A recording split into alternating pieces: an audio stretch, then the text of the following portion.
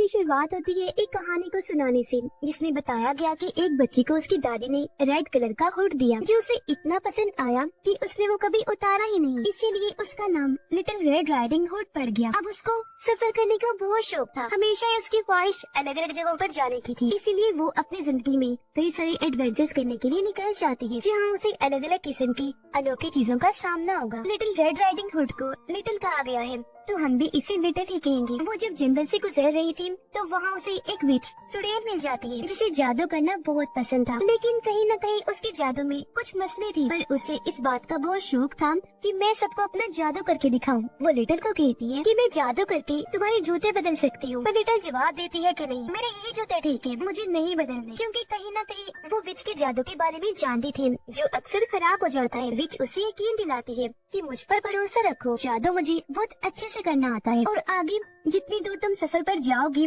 तुम्हें जूतों की जरूरत होगी। मैं तुम्हें जादू करके बहुत अच्छे जूते दूंगी। अब उसकी बार बार कहने पर लिटिल जादू करवाने के लिए मान गई, पर विच ने जादू करके जैसे उसके जूते बदले वो अच्छे होने की बजाय और खराब हो गए, क्योंकि काफी गंदे थे। उन पर कीचड़ लगा हुआ था। इस वजह से लिटिल को गुस्सा आ गया और अब जब वो पानी में अपना जूता धो रही थी तो उसका जूता पानी में बह जाता है, जिस वजह से उसे और गुस्सा आ गया। वो जब अपना जूता ढूंढने के लिए आगे बढ़ी तो उसे वहाँ एक लड़की मिलती है जो अपना नाम सिंड्रेला बताती है। सिंड्रेला नाम सुनकर लिटिल को काफी हैरत हुई, क्योंकि इसका मतलब होता है राख में लिपटी हुई। उसे हैरत हुई ये सोचकर कि भला किसी लड़की का नाम राख कैसे हो सकता है। साथ ही उस लड़की सिंड्रेला का हुलिया भी काफी खराब था, कपड़े काफी पुराने थे, साथ ही पाँव में जूते भी नहीं थे, पैरों पर जख्म बने हुए थे। अब लिटिल सिंड्रेला से पूछती है कि आखिर तुम यहाँ पर क्या कर रही हो, तो वो बताती है कि मेरा कबूतर मर गया था, तो यहाँ मैं उसे दफन करने आई। अब पता चला कि लिटिल के पास एक अनोखी ताकत है। वो जिस किसी को भी देखती थी इससे उस इंसान का पास्ट यानी गुजरा हुआ वक्त और फ्यूचर यानी आने वाला वक्त नजर आ जाया करता था। यहाँ उसे पता चला कि सिंड्रेला की 2 सौतेली बहनें हैं और उसकी सौतेली मोम भी है, जो उससे काफी बुरा बर्ताव करती है। सिंड्रेला पर काफी जुल्म करती है, उसे ठीक से खाने पीने को नहीं दिया जाता, न ही नए कपड़े दिलवाए जाते हैं। ये सारी बातें लिटिल सिंड्रेला को बताती भी है, जो सुनकर वो काफी हैरान रह गई कि ये सब कुछ लिटिल को कैसे पता चला। और अब वो लिटिल के सामने रोने लगी, जो उसे चुप करवा के हौसला देती है। फिर लिटिल उसे बताती है कि आज राजा के महल में एक डांस पार्टी है जो खास किंग के बेटे प्रिंस के लिए रखवाई गई है। वहाँ पर शहर की सारी लड़कियाँ आएंगी, जिनमें से प्रिंस अपनी पसंद की एक लड़की को चुन लेगा और उसके साथ ही प्रिंस की शादी करवा दी जाएगी। लिटिल आगे बताती है कि वो जगह सिर्फ खूबसूरत लड़कियों के लिए ही है, और जो लड़कियाँ कम खूबसूरत है, जिनकी हुली खराब है, उन बेचारियों की वहाँ कोई जगह नहीं। जो सुनकर सिंड्रेला काफी उदास हो जाती है। और अब हम उसकी फैमिली यानी उसकी सौतेली बहनों और मोम को देखते हैं, जो सिंड्रेला को खास पसंद नहीं करती। वो हर वक्त उससे काम ही करवाती रहती थी। यह सिंड्रेला की एक बहन को खाने का बहुत शौक था और वो हर वक्त ये सोचती रहती थी कि मैं और खूबसूरत कैसे दिखूं। अब जब वो खाना खा रही थी तो उसके हाथ से केक नीचे गिर जाता है, जिसे तभी आकर एक कबूतर खाने लगा। सिंड्रेला की बहन को बहुत गुस्सा आ गया, तो उसने कबूतर पर हमला करके उसे मार दिया और यहाँ सिंड्रेला उसी को दफन करने के लिए आई थी। अब जब लिटिल को पता चला कि ये बेचारे बहुत परेशान है और उस डांस पार्टी में भी जाना चाहती है, इसलिए वो सिंड्रेला की मदद करने के लिए तैयार हो जाती है। जहाँ तभी वो विच जादूगरनी भी आ गई थी, और अब जब उसने दोनों पर जादू किया तो वो दोनों बहुत ही खूबसूरत बन गई, क्योंकि उनके कपड़े बहुत प्यारे लग रहे थे। अब उनके कपड़े तो बहुत अच्छे थे, पर पैरों में पहनने के लिए जूते नहीं थे। अब तभी यहाँ एक दूसरी विच जादूगरनी भी आ जाती है। इसे भी जादू करना बहुत पसंद था, साथ ही इसकी जादू हमेशा ठीक होती थी। तो अब वो विच यहाँ पर जादू करके दोनों को ही ग्लास के जूते देती है, यानी कि कांच के बने हुए, और बताती है कि ये जूते और किसी लड़की को नहीं आ सकते, पर इनका जादू सिर्फ 24 घंटे के लिए ही रह सकता है, उसके बाद खत्म हो जाएगा। यानी कि अगर ये लोग डांस पार्टी में गई तो आधी रात होने से पहले यानी कि 12 बजने से पहले इनको वापस आना होगा, वरना ये अपने असली हुलिये में आ जाएंगी और इनका राज सबके सामने खुल जाएगा। अब सिंड्रेला और लिटिल के पास कपड़े भी थे और जूते भी आ गए थे, पर ये डांस पार्टी में जाएंगे कैसे, क्योंकि इनके पास तो कोई सवारी भी नहीं है। इसलिए पहली विच यहाँ पर बड़ा सा पंपकिन कद्दू लेकर आती है, जिसके साथ एक चूहा भी था। और अब जैसे उन दोनों पर जादू किया गया, पंपकिन तो काफी बड़ा कैरेज बन जाता है, जो सवारी के तौर पर काम आएगा, उनको पार्टी में ले जाएगा। जबकि चूहा बन गया एक आदमी, जो आधा चूहा ही था, जो कैरेज को चलाने के लिए उनका ड्राइवर बनेगा। और अब जैसे ही रात हुई ये लोग डांस पार्टी के लिए निकल जाती है, पर बीच रास्ते में किंग का एक्सीडेंट हो गया। कैरेज रुक गया था क्योंकि उससे कोई चीज टकरा गई थी। अब जब चूहा बाहर आकर देखता है तो वहाँ एक आदमी मरा पड़ा था। इसे देखकर वो परेशान हो गया, चिल्लाने लगा कि कैरेज से एक आदमी टकराकर मारा गया है। अब जब सिंड्रेला और लिटिल बाहर आई तो वो इस आदमी को देखने लगी। अब लिटिल तो इस आदमी को नहीं जानती थी, पर जब सिंड्रेला से पूछा गया तो वो बताती है कि हाँ मैं इसे जानती हूँ, ये तो रॉयल शाही फैमिली का बार्बर है, यानी कि राजा की फैमिली का, जो बाल काटता है, बालों के डिजाइन बनाता है। किंगडम मतलब पूरे राज्य में लोग इससे बाल कटवाने, डिजाइन बनवाने के लिए काफी मरते हैं, क्योंकि ये बार्बर जिस किसी की भी हेयर स्टाइलिंग करता है उस इंसान की किस्मत ही बदल जाती है। पर अब क्योंकि ये मर गया था तो ये लोग सोचते हैं कि हम अब इसे कैसे यहाँ पर छोड़ दें। लिटिल जब उसे छूकर देखती है तो उसे पता चला कि इसकी मौत अभी नहीं हुई बल्कि काफी देर पहले ही हो गई थी, और इसे यहाँ पर इसलिए छोड़ा ताकि ये लगे कि इसकी मौत किसी कैरेज से टकराने से हुई है। ये सोचती है कि अगर हम यहीं पर रुक गए या पुलिस को बताया तो हमें काफी देर हो जाएगी और सिंड्रेला कभी भी डांस पार्टी में नहीं जा सकेगी, जो इसकी ख्वाहिश थी। इसीलिए अब ये लोग उसकी लाश पर पत्ते डालकर वहाँ से आगे बढ़ जाते हैं और सीधा महल के बाहर पहुँच गए, जहाँ एक और लड़की खड़ी थी, पर उसे अंदर जाने नहीं दिया जा रहा था क्योंकि उसने अपना चेहरा ढका हुआ था। वो इतनी खूबसूरत नहीं लग रही थी। ये जब अंदर आई तो पूरा महल लड़कियों से भरा हुआ था, जो सारे ही बहुत खूबसूरत थी, साथ ही बहुत प्यारे प्यारे कपड़े भी पहन के आई थी और सभी प्रिंस के साथ डांस करने के लिए तैयार थी। अभी डांस की प्रैक्टिस कर रही थी। अब यहाँ सिंड्रेला काफी परेशान हो जाती है, ये सोचकर कि कहीं मेरी सौतेली मोम और बहनें मुझे पहचान न ले, क्योंकि आज पार्टी में वो भी आई थी। जिस पर लिटिल उसे समझाती है कि ऐसा कुछ नहीं होगा, क्योंकि तुम लगी इतनी प्यारी नहीं हो कि तुम्हें वो तो क्या कोई भी नहीं पहचान सकेगा। पार्टी में सिंड्रेला की बहन और मोम दिखाई गई। उसकी बहन अपनी मोम से दूसरी बहन के बारे में पूछती है कि वो कहाँ पर रह गई है। यहाँ उसकी छोटी बहन ने काफी छोटे छोटे बाल बार्बर से कटवा लिए थे, क्योंकि ये अफवाह थी कि प्रिंस को छोटे बाल पसंद है। अब कुछ ही देर में यहाँ किंग यानी राजा आ गए, जिसके बाद प्रिंस को भी बुला लिया गया। किंग प्रिंस को कहती है कि अब तुम्हें अपने लिए लड़की चुननी होगी। तुम जिस लड़की के साथ भी डांस करोगे हम समझ जाएंगे कि तुम्हें वो पसंद आई है और तुम उससे शादी करना चाहती हो। लेकिन यहाँ प्रिंस किसी भी लड़की को पसंद नहीं करता, क्योंकि वो किसी और को प्यार करता था, जिस वजह से उसकी किंग से बहस भी हो जाती है, क्योंकि वो उसी लड़की से शादी करना चाहता था। पर एक मसला था, उस लड़की का 1 साल से कोई अता पता नहीं था। अब यहाँ किंग के काफी कहने पर प्रिंस मान जाता है और वो लड़कियों की तरफ आगे बढ़ा। सिंड्रेला की खूबसूरती को देखकर वो रुक नहीं पाया, डांस करने के लिए उसके सामने हाथ करता है। सिंड्रेला भी अपना हाथ उसके हाथ में रख देती है और ये दोनों डांस करने लगते हैं। सिंड्रेला बहुत खुश थी, उसे यकीन ही नहीं आ रहा था कि प्रिंस ने मुझे चुना। ये उसकी ख्वाहिश थी कि मेरे प्रिंस से शादी हो जाए, क्योंकि इस तरह उसकी जिंदगी बदल जाएगी। लेकिन थोड़ी ही देर में इस डांस पार्टी को रुकवा दिया गया, क्योंकि तभी महल का एक सिपाही आकर बताता है कि हमारे रॉयल बार्बर की मौत हो गई है। उसकी लाश देखकर लग रहा है जैसे उसकी मौत किसी कैरेज से टकराने की वजह से हुई है, और बाद में उसकी लाश पर पत्ते ढक दिए गए थे, यानी कि उस बार्बर का कातिल जिसने उसे मारा वो इसी महल में है। ये सुनकर सारे लोग काफी डर जाते हैं। सिंड्रेला और लिटिल भी काफी घबरा गई कि हम पकड़ी ना जाएं, क्योंकि अगर सारे कैरेजेस को चेक किया गया तो पक्का फंस सकते हैं, क्योंकि जाहिर है हमारे कैरेज पर खून लगा होगा। इसीलिए वो चूहे ड्राइवर को अपने पास बुलाकर कहती है कि तुम्हें जल्द से जल्द कैरेज को साफ कर देना चाहिए। पर वो यहाँ खाने में मसरूफ था, उसे खाना बहुत पसंद था, खास तौर पर चीज जो उसकी पसंदीदा थी, और आज पार्टी में उसने चीज देखी तो वो खाने से रुक ही नहीं पाया।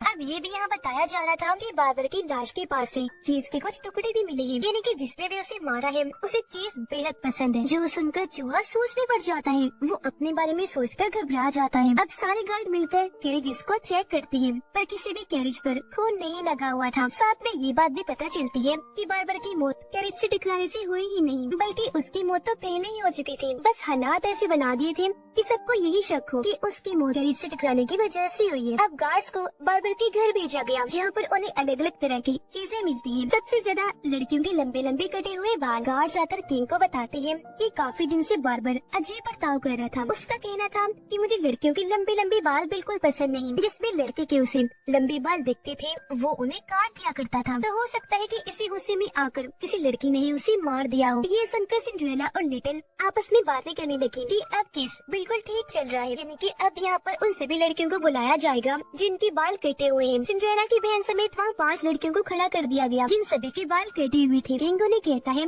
कि आप जब बार्बर के पास गई थी तो वहाँ क्या हुआ था, हमें सब कुछ सच बताइए। क्या बार्बर का बर्ताव बदला हुआ था और आप लोगों ने गुस्से में आकर उसके साथ कुछ किया था? अब क्योंकि पहले नंबर पर सिंड्रेला की बहन खड़ी हुई थी तो सबसे पहले उससे जवाब मांगा जाता है। पूछा गया कि बताओ आखिर आपके साथ वहाँ पर हुआ क्या। अब लिटिल भी सबके बीच से निकलकर यहाँ बाहर आकर खड़ी हो गई थी और वो भी सबसे इन्वेस्टिगेशन करने लगती है। सिंड्रेला की सौतेली बहन बताने लगी कि मैं सुबह 10 बजे बार्बर के पास गई थी, जिसने जबरदस्ती मेरे बाल काट दिए थे। हालांकि मैं कभी भी ये नहीं चाहती थी कि मेरे लंबे लंबे बाल कट जाएं। बार्बर ने कहा था कि प्रिंस को छोटे बालों वाली लड़कियां पसंद है, तो मैंने उसकी बात मानकर बाल कटवाए नहीं। वो यहाँ प्रिंस से पूछती है कि आपको छोटे बाल पसंद है ना, देखिए आपकी पसंद के मुताबिक मैंने अपने बाल कटवा लिए, तो अब तो आप करेंगे ना शादी। ये बात सुनकर वहाँ खड़ी छोटे बालों वाली लड़कियां भी प्रिंस को कहने लगती है कि हमारे बाल तो छोटे हैं, अब तो पसंद है ना हम आपको। जिस पर प्रिंस ने साफ मना कर दिया कि नहीं नहीं ऐसा कुछ नहीं है, बल्कि ये सब तो बार्बर ने जानबूझ के किया है। अब सिंड्रेला की बहन कहती है कि मेरी बात सुने जरा, आज ही मैंने कुछ और बातें भी सुनी थी। वो कहती है कि सुबह मैं प्रिंस से बात करने आई थी, मैं बाहर जब खड़ी हुई थी तो अंदर से आवाजें आने लगी। उस वक्त प्रिंस और बार्बर का काफी झगड़ा हो रहा था, इसलिए अब सारा शरीर इस पर आने लगा। तो अब जब प्रिंस से उस बारे में पूछा गया कि आखिर हुआ क्या था, तो वो बताने लगा कि आज सुबह बालों का स्टाइल बनाने के लिए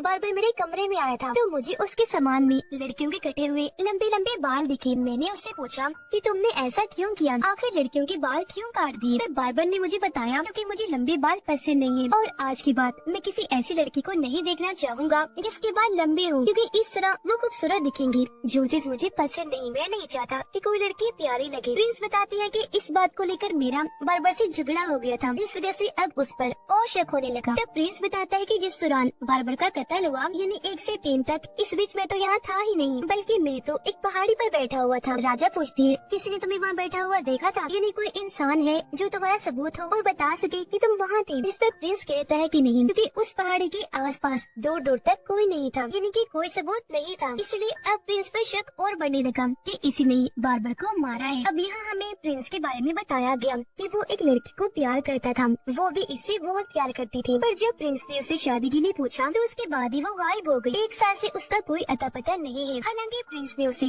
ढूंढने की कोशिश भी की, पर कोई फायदा नहीं हुआ, वो नहीं मिली। प्रिंस सबको बताता है कि इसी बात को लेकर बार्बर मुझे ब्लैकमेल कर रहा था। उसका कहना था कि मैं ये सारी बात जाकर आपके डैड राजा को बता दूंगा। अगर तुम चाहते हो कि मैं अपना मुंह बंद रखूं, तो मुझे रॉयल मिरर इन्हें शाही शीशा दे दो। पर जब मैंने वो देने से मना कर दिया तो बार्बर को बहुत गुस्सा आया, उसने मेरे साथ काफी बुरा बर्ताव किया। ये सुनकर सारे लोग कहने लगते हैं इसे नहीं मारा है बार्बर को, क्योंकि इसके पास तो अच्छी खासी वजह थी उसे रास्ते से हटाने के लिए। इसी वजह से प्रिंस को गिरफ्तार कर लिया गया और उसे वहाँ से ले जाया जाने लगा। पर तभी प्रिंस के कपड़ों में से पौधे का कांटा नीचे गिर जाता है, जिसे लिटिल उठा लेती है। वो सोचती है कि प्रिंस के कपड़ों में से कांटा गिरने का मतलब कि वो किसी जंगल जैसी जगह पर गए थे जहाँ पौधे थे, यानी कि प्रिंस सच कह रहे थे कि मैं पहाड़ी पर गया था। अब इतनी ही देर में यहाँ वो लड़की घुस आती है जो कब से महल के बाहर खड़ी थी और उसे अंदर आने नहीं दिया जा रहा था क्योंकि वो खूबसूरत नहीं थी। वो यहाँ प्रिंस के लिए सबूत के तौर पर आई थी। कहती है कि मैंने प्रिंस को देखा था, ये 1 से 3 बजे तक पहाड़ी पर बैठी हुई थी। जो सुनकर राजा काफी खुश हो जाते हैं कि शुक्र है मेरा बेटा कातिल नहीं, इसलिए प्रिंस को छोड़कर वापस महल लाया गया और अब उन पर शक भी नहीं किया जा रहा था। ये सारा केस चलते चलते 12 बजने वाले हो गई थी, जो देखकर लिटिल और सिंड्रेला काफी परेशान हो जाती है। सोचने लगी कि 12 बजने वाले हैं तो हमें यहाँ से चलना चाहिए, वरना काफी देर हो जाएगी, क्योंकि जादू भी खत्म होते ही हमारे कपड़े बदल जाएंगे,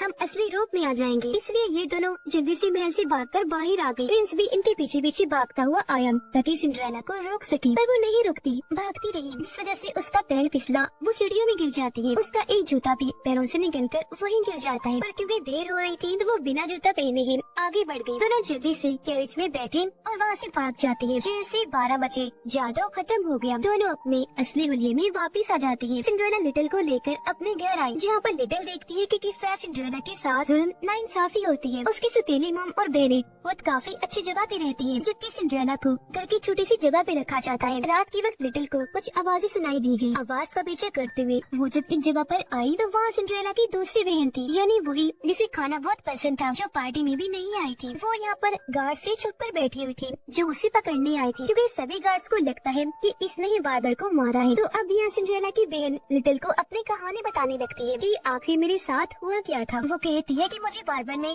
खत लिखा था कि मैंने तुम्हारे बाल बाल काटने हैं। जब मैं वहाँ पर पहुँची तो किसी ने पीछे से मुझ पर वार किया। मैं वहीं बेहोश हो गई। जब मुझे होश आई तो मेरे हाथ के नीचे पत्थर था और सामने बार्बर की लाश पड़ी थी। अब मुझे लगा क्योंकि यहाँ मैं अकेली ही हूँ तो इसका मतलब मैंने ही बार्बर को मारा है। ये बताकर वो रोने लगी। कहती है पर मुझे ये भी लगता है कि मैं ये काम नहीं कर सकती। लिटिल उसे चुप करवा के कहती है अच्छा बताओ आगे क्या हुआ। वो बताती है कि मैं डर गई थी। मैंने पकड़े जाने के डर से उसकी लाश को उठाया और जंगल में ले आई। मैं फिर वहाँ रुककर कैरेज के आने का इंतजार करने लगी कि जब कोई कैरेज आएगा उसकी लाश को फेंक दूंगी ताकि सबको यही लगे कि उसकी मौत कैरेज से टकराने से हुई है। उसकी सारी बातें लिटिल चुप करके सुनती जा रही थी। अब उसने अपनी बात पूरी की ही थी कि तभी यहाँ पर गार्ड्स आ गई जो सिंड्रेला की बहन को पकड़ लेती है। वो लिटिल को कहती है तुम्हें तो मैंने अपनी सारी कहानी बता दी, सच बता दिया है ना, तो अब तुम इन लोगों को बताओ कि मैंने बार्बर को नहीं मारा। अब हालांकि लिटिल भी अंदर से जान गई थी कि इसने उसे नहीं मारा, लेकिन वो फिर भी सिंड्रेला की बहन को पकड़वा देती है क्योंकि वो जानती थी कि ये बहुत बदतमीज है, इसका बर्ताव बहुत बुरा है। अब जब सिंड्रेला की बहन को ले जाया जा रहा था तो उसके कपड़ों में से एक ग्लास वाले जूते का टुकड़ा नीचे गिर जाता है जिसे लिटिल ने उठा लिया। वो महल के ऑफिसर से बात करने लगी कि आखिरी मसला कैसे सुलझाया जाए। वो ऑफिसर को कहती है कि आप ऐसा करें मुझे बार्बर के घर ले जाएं ताकि वहाँ से मुझे और चीजें पता चल सके। अब जब लिटिल बार्बर के घर आई तो उसे यहाँ कुछ और नई चीजें भी पता चलती हैं, जैसे कि वहाँ बार्बर के अलावा किसी और के खून की बूंदें भी थी और वहाँ पर हर जगह बड़े बड़े बालों की चोटियाँ लटकी हुई थी। अब यहाँ लिटिल के सामने कई सारी चीजें और साफ हो जाती है। अपनी पास्ट और फ्यूचर देखने की ताकत से उसे काफी कुछ पता चल गया, इसलिए वो ऑफिसर से मदद मांगती है कि प्लीज इस केस को हल करने में आप मेरी मदद कर दीजिए। अगले दिन सिंड्रेला जब अपने घर पर काम कर रही थी तो यहाँ पर प्रिंस अपने गार्ड्स के साथ आ जाता है। अब ऑफिसर उसके पास ग्लास का वही जूता लेकर आता है। कहने लगा कि हम शायद ही हर लड़की को ये जूता पहना कर देख रहे हैं। उस लड़की को ढूंढ रहे हैं जो कल पार्टी में आई थी, जिसे प्रिंस ने शादी के लिए पसंद किया था, और ये जूता उसी के पैर में फिट आएगा क्योंकि ये उसी का है।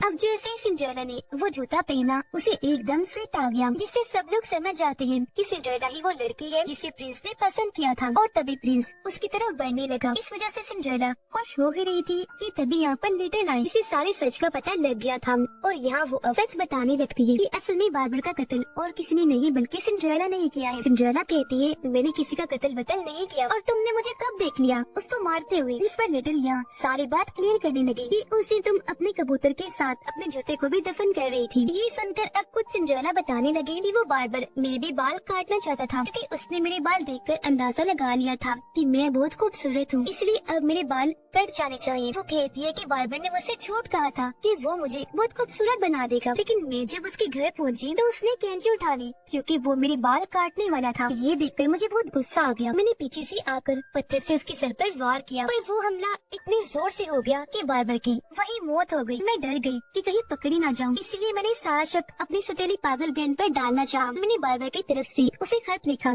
ताकि वो यहाँ आ जाए। तब हुआ भी बिल्कुल ऐसा ही। वो जैसे बार्बर के घर आई मैंने पीछे से आकर अपनी बहन पर हमला कर दिया, जिससे वो बेहोश होकर वहीं गिर जाती है। मैंने फिर पत्थर उसके हाथ के नीचे रख दिया ताकि जब उसे होश आए तो वो यही सोचे कि मैंने ही बार्बर को मारा है। फिर वो इस छोटे से ग्लास जूते के टुकड़े के बारे में बताने लगी कि वो विच एक बार पहले भी मुझसे आकर मिलनी थी। उसने जब मेरे पैरों में पुराने जूते देखे तो मुझे ग्लास वाले ये नए जूते दे दिए, पर जब मैं जंगल में भाग रही थी तो मेरा जूता टूट गया और ये टुकड़ा वहीं गिर गया। अब मैं अपना ये जूता और कबूतर जब दफन कर रही थी तो तब लिटिल तुम आकर मुझसे मिली, जिसके बाद वहाँ विच जादूगरनी आई और उसने हम दोनों के कपड़े बदल के रख दिए। अब कपड़े तो हमारे नए थे पर जूते नहीं, इसीलिए एक दूसरी विच वहाँ पर आई। हालांकि वो पहले मुझे जूते दे चुकी थी, पर नए कपड़ों के साथ उसने मुझे नए जूते दे दिए थे क्योंकि वो कपड़े पहनकर मैं इतनी प्यारी लग रही थी कि उस विच ने मुझे पहचाना ही नहीं और 2 बार जूते दे दिए। और इस तरह लिटिल ने इस केस को समझदारी से हल करके कातिल का पता लगवा लिया था। अब सिंड्रेला के पैरों पर होने वाला जादू भी खत्म हो गया, इसीलिए उसके पैर और जूते वापस असली रूप में आ गए, जिस वजह से वो पकड़ी गई क्योंकि उसके पैर जख्मी थे। इसलिए अब उसे यहाँ गिरफ्तार कर लिया जाता है। प्रिंस हैरान था। वो लिटिल से पूछता है कि आखिर तुम्हें इतनी सारी चीजें कैसे पता है और कैसे तुमने इस केस को हल कर लिया। तब लिटिल कहती है सिर्फ यही नहीं बल्कि अभी भी कुछ चीजें बाकी है। वो प्रिंस के पास जाकर कहती है कि आपकी दोस्त जिससे आप प्यार करती थी 1 साल पहले वो गायब हो गई थी ना, जानती है उसके साथ क्या हुआ था। लिटिल बताती है कि जब मैं बार्बर के घर गई थी तो वहाँ मुझे किसी और के खून की बूंदें भी दिखी जो सिंड्रेला की नहीं थी क्योंकि वो काफी पुरानी बूंदें थी। उससे मैंने अंदाजा लगा लिया कि आपकी वो दोस्त भी बार्बर के पास ही गई थी, जिसने जबरदस्ती कैंची लेकर आपके दोस्त के बाल काटने की कोशिश की। पर जब आपकी दोस्त ने ये चीज रोकने के लिए बार्बर से लड़ाई की तो उसके बाल भी कट गई, साथ ही चेहरे पर भी बड़ा सा कट लग गया, जिसके साथ ही वहाँ प्रिंस की दोस्त को लाया गया, जो और कोई नहीं बल्कि वही लड़की थी जिसे बस सूरत कहा जा रहा था और महल के अंदर जाने नहीं दिया गया था, जिसने प्रिंस को पहाड़ों के ऊपर देखा था। यहाँ वो प्रिंस को बताती है कि मैं उसके बाद आपसे इसलिए नहीं मिली क्योंकि जान गई थी कि आप मुझे कबूल नहीं करेंगे, अब मैं इतनी बदसूरत जो हो गई हूँ। जिस पे प्रिंस जवाब देती है कि ऐसा कुछ नहीं है, मैंने हमेशा तुमसे प्यार किया, तो तुम्हारी शक्ल सूरत से मुझे कोई फर्क नहीं पड़ता कि कैसी है। पर वो कहती है कि नहीं, मैं एक तो आपके काबिल नहीं और दूसरा अब मैं आपसे प्यार भी नहीं करती। ये सुनकर लिटिल कहती है अगर तुम प्रिंस से प्यार ही नहीं करती तो उस दिन पहाड़ों पर क्या कर रही थी, जिससे ये सच खुलता है कि वो भी आज तक प्रिंस को ही प्यार करती है। एक बार फिर ये दोनों साथ हो गई, इनकी शादी हो जाती है और ये खुशी खुशी लिटिल को अलविदा कहती है। उसका शुक्रिया भी अदा किया गया कि उसने केस को इतने अच्छे से सुलझाया, जिसके बाद लिटिल अपने आगे के सफर पर निकल गई ताकि और एडवेंचर कर सके। और इसी के साथ ये जबरदस्त फिल्म इधर ही खत्म हो जाती है।